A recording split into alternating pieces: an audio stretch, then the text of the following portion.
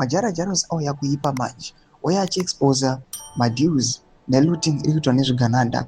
Panguva ino achipa maconditions achiti muchiona zvigananda zviramba zvichistay onto power panguva inoi, it's either kuti these guys they are looting for the last time, right, or they are preparing to leave without saying goodbye. Nzarapenda mashoko anobuda achitauka panguva ine pamusoro aiwa pemasuspicious flights pamwe chete nevakomana madetails ari kuya achipinda munyika yeZimbabwe, particularly from Abu Dhabi. Uri kuonekwa kunzi kudo kune ma-investments mazhinji ezvigananda.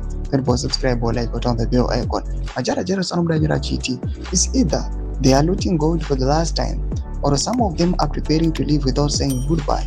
That night, some security details from the other office passed info about 2 private jets which landed on one after the other around 12 midnight. One was from Abu Dhabi.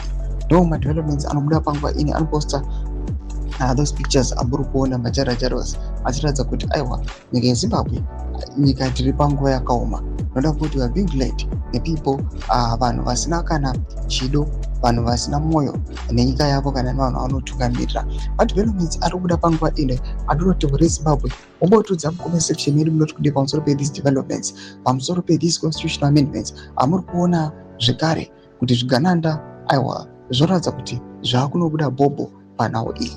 Mbotidza mafungiro enyu muri kudi pamusoro pechiitiko ichi.